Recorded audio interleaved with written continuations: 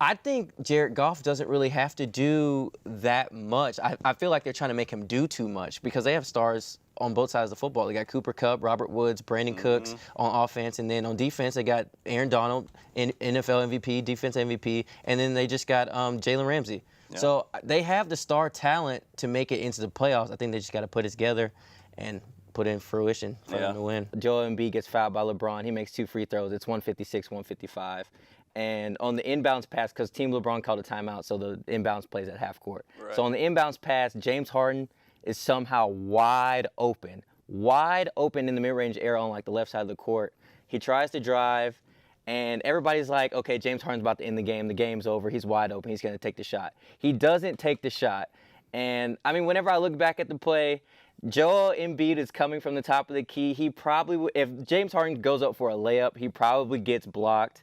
And he couldn't really put it off the glass at the angle he was at because he's like coming from the corner almost. Right. So I'm thinking James Harden in his mind is like, I don't have an opportunity to get a shot off unless he floated it. That was really the only opportunity he had to get a shot off. So he passes it to the corner, and then it's a scramble on the Team Giannis defense, and then it comes out to the top of the key for Team LeBron. And then the play, they reset it, and then LeBron ends up seeing that Anthony Davis down low has a mismatch with Kyle Lowry, and the rest is history. End of the game, final possessions in the untimed fourth quarter. It's 146-146. Giannis has the ball at the top of the key, and Harden just bodies him up, really. He tries to get by him, bodies him up, force him to pass it off. Later, 154-153, Team LeBron's up. Harden has no help defending Kemba Walker at the top of the key, who's a faster guard than James Harden. You would expect Kemba, with how people say James Harden plays defense, you would expect Kemba Walker to be able to get by him easy for a bucket. Yeah. That's what you would think. James Harden forces him to a side, forces him to pass, and then actually after the pass switches onto the player that got passed to, which was Kyle Lowry. He stops Kyle Lowry, forces a bad shot, and gets the rebound. Another big possession. And then later, 156-153, Team LeBron. James Harden plays great defense on Pascal Siakam in the post, who's bigger. But, I mean, James Harden, we've always said, is a great post defender, just not perimeter defender, excuse me. But just the final possessions where Team Giannis, like Giannis was saying, we were really going at James Harden. Yeah. It didn't work out, and that was just because James Harden really locked up and really just gave it his all in the All-Star game, and that was just great to see. I have 3 keys for the Texans to become victorious in that game. So one is obviously protecting Deshaun Watson. He's obviously going to need time to throw against the Patriots' elite defense. We just saw what they just did to the Cowboys, who was number 1.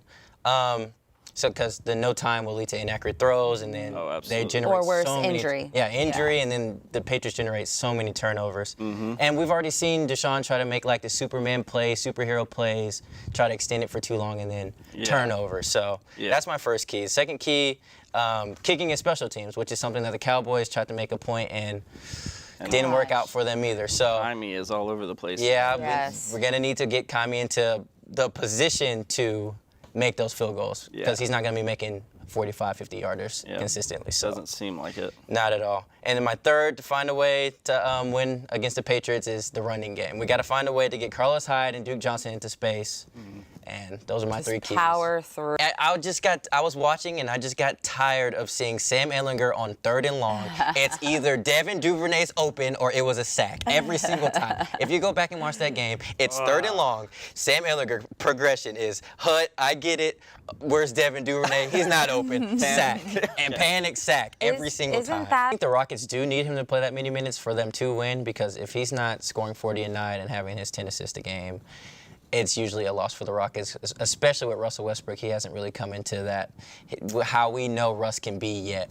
But like we always say every single year come playoff time, is James Harden too tired? Is James Harden this? Because he'll play in the 4th quarter and he won't be the same. He won't be. So it's just a balance because they need to win. They need to getting a top 2 seed in the West this year is going to be big because there's so many good teams. Yeah. And a first-round exit is possible with one of those lower teams. Oh, yeah. I'm just going to go into, like, the day of, like, what actually happened. So whenever I heard, my brother actually called me, and me and my brother are both big Kobe fans. And I was, going about my business, my day, and he called me, and he was like, bro, Kobe's dead. And I was like, what, bro? Bro, be quiet. Like, what are you talking about? Like, don't do this to me right now, bro. Like, relax. He was like, I heard it in his tone. he was like, all right, bro, like I'll just call you later. Like he kind of got like upset, like annoyed at me, and I was like, wait, hold on, something's not right. And I got on Twitter, man, and I saw the tweets and everything, and it wasn't like confirmed yet and whatnot. But then once it got confirmed, I broke down for like days. It was horrible because like I feel like I lost my superhero. You know, like Kobe's my all-time favorite athlete, and his impact, like you can see his impact, like through me right now, how I'm speaking. And just how, like you said, he impacted the entire world. Devin Duvernay had a huge day, who I think is the best wide receiver in college football. Day? Duvernay. Yeah, but he had a huge day. Oh, God. That's good. That's the type of stuff we come up with in Clutch City Roundtable right there. But yeah, just a big day for Texas. I'm glad they got the win. So I'm just happy for them. Should have. But the difference between the Kyle Rudolph play and George Kittle's play is there was already tugging and hand fighting going on before the ball was even released. So it was they offset each other. Yeah, and then with the George Kittle call, Daniel Sorensen didn't really, he wasn't in the position to be hand fighting with them. It was just Kittle, the hand, and then he got the separation to catch the ball. So I actually liked the call. Okay. I had 35 points against the Mavericks, 40 points against the Pelicans, then 40 against the Hornets. All 50% shooting or close to 50% shooting.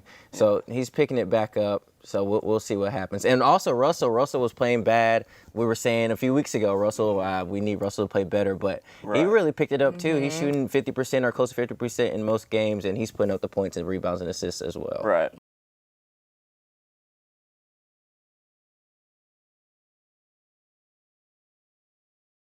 It was a beautiful senior day at Red and Charlie McCombs Field. Texas took on the Baylor Bears with a sellout crowd of 1,309 attendants. The three Longhorn senior players, Brooke Bollinger, Becca Alcazar, and Kiadra Hayter, were honored with their families on the field. Hayter even got surprised by her brother, who has been serving as a U.S. Army sergeant in Japan.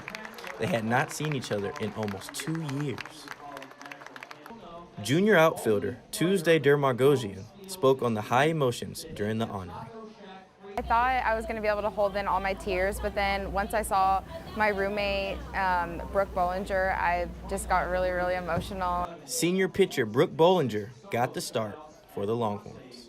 It felt really good. It was a good feeling, and to step in the circle for my last game, it was something I'll never forget. The Bears would strike first, going up 1-0, but the Longhorns exploded in the fifth inning to make it 3-1. The Longhorns got in some trouble in the top of the sixth, but the Burnt Orange got out of the jam without giving up a run to secure the victory. It was good for momentum. We're going to play in the Big 12 the Big 12 tournament, and I think that having this win on our backs is going to help us continue on. Texas ended their season with an impressive 41-12 overall record. This is the Longhorns' best record achieved in the past 6 seasons. I think just make it as far as we can, stay competitive, and stay determined to keep winning and go as far as we can. Orion Lewis, Texas Newswatch.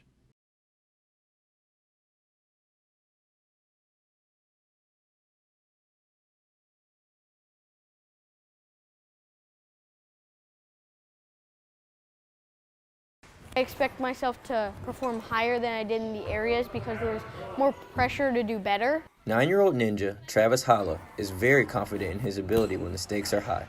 His mother, Jennifer, owns the gym where he trains. I think the thing about him is that when he is in the gym, he's working hard the whole time. The regional qualifiers are set for April 27th and 28th. Austin Ninjas will be hosting them for the first time ever.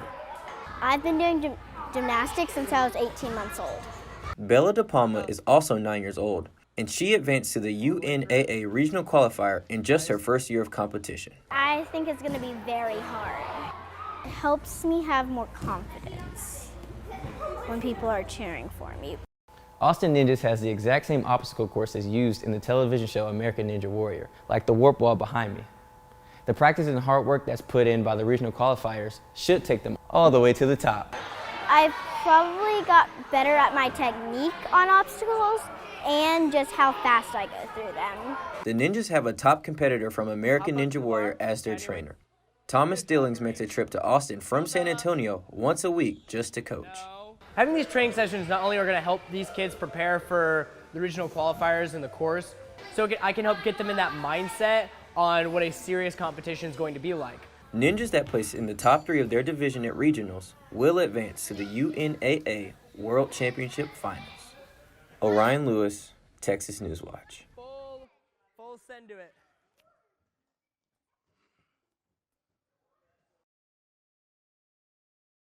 I just try to make everything different. It's all an experiment. Dustin Warden's home, known as The Keep, is uniquely put together with original art and sculptures. Over 7 years, he put in the bulletproof front door, a rifted wall, and a drawbridge in the backyard. Just felt a compulsion. Once I moved here, I just kind of became obsessed with getting it all done and reforming it and making it exactly how I want it. This was the first time The Keep was on the Weird Homes tour.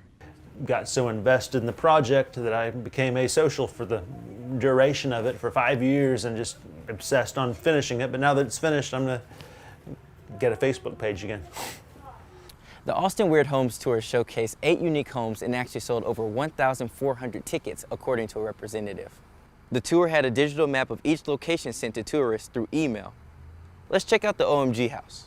The OMG house is owned by Randy and Sandy Robertson, and this was their 2nd year on the tour. But this year we pimped up the house. But Sandy's longtime obsession of Marilyn Monroe made it into the house. When I was a little girl, I was born and raised in southern LA. Her movies were still going. I just told my mom, she says, "What do you want to be when you grow up?" And I said, "I want to be a movie star." The obsessions and designs in each home were appreciated by the visitors. Like another man's trash is somebody's treasure. And so like what people value in their home and what is of importance to them is really interesting to see. Almost 1,000 people here today. It's nice. It gave me an excuse to clean. Orion Lewis, Texas Newswatch.